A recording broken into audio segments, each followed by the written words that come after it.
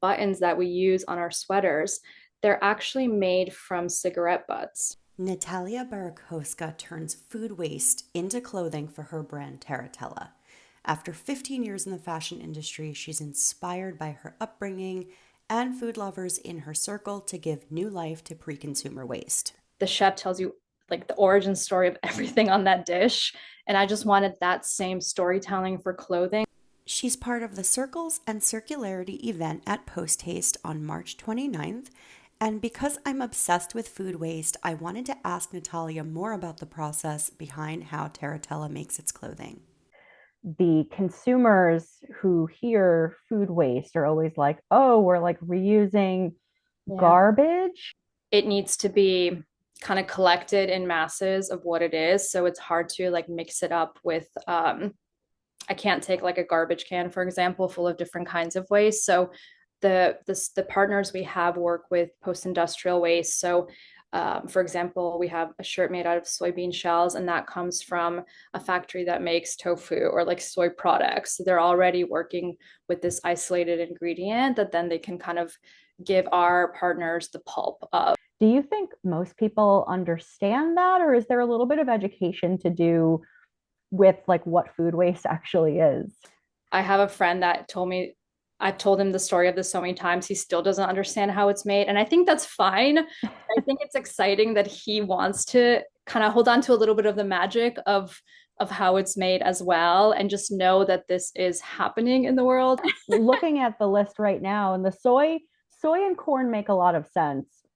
Milk is so interesting. Can you walk me through like the milk fiber, or is it a fabric, or what actually is it? The milk is interesting because the history of it is also quite old, which I think is the most interesting part for most people. Hmm. It actually started in the 1930s. The first iteration of it came out then in Italy. Actually, that's where they started making it.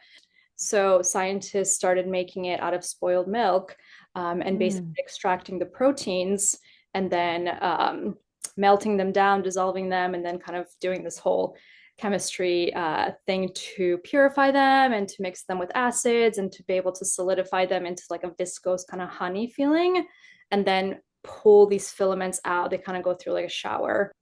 For me, it's so much more exciting to be able to use stuff that was destined for landfills, literally trash, and give it a second life, give it a better purpose. The buttons that we use on our sweaters, they're actually made from cigarette butts. And Wow. yeah, I thought that was so interesting. So we're trying to design every detail of what we do to have some kind of waste. So we found a manufacturer that's making acetate, extracting acetate from cigarette butts, which is terrifying too. I don't smoke, so I didn't even realize that cigarette butts are full of plastic. There's billions of cigarettes confiscated at airports every year.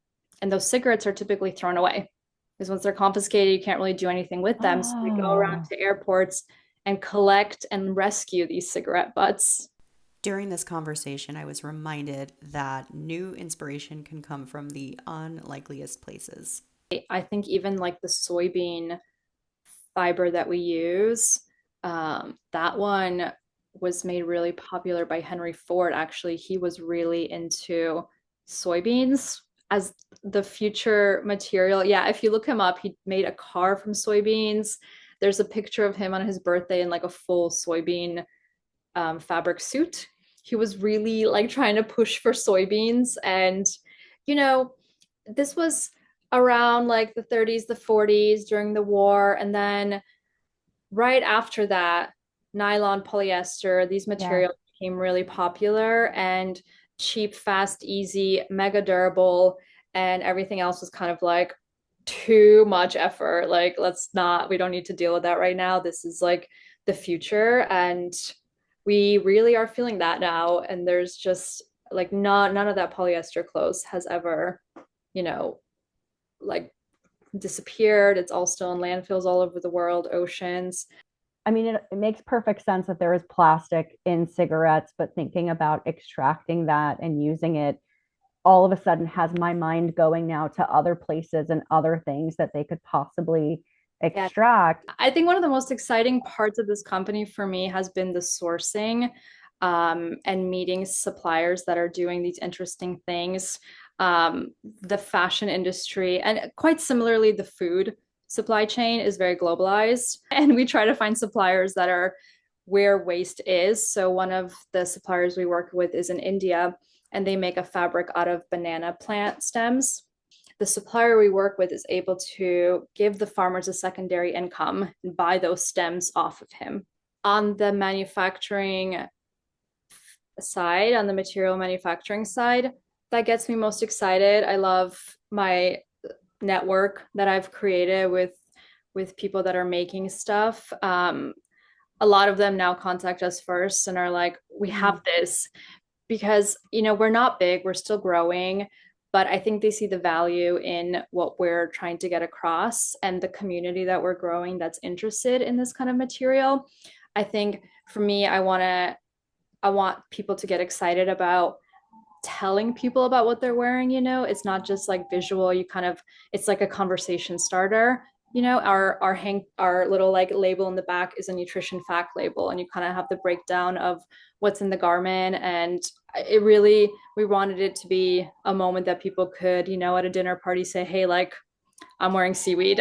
But beyond that, we've met a lot of people in the events that we do, like the one we're doing on Sunday at Post Haste, that are doing innovative things with waste. And that really excites me too. So we'll have a friend who makes liquor out of food waste. So he collects scraps from restaurants locally in New York and extracts flavor for them to mix with grain liquor. So that is really exciting to me. And I love the storytelling involved in the events that you have. Chef Ari is making a few dishes that are like interesting and upcycled from his kitchen. You'll have cocktails that are made with upcycled scrap liquor. Get out to Post Haste this weekend to meet Natalia or visit terratela.com to read more about milk and sea fibers and all the other materials they use.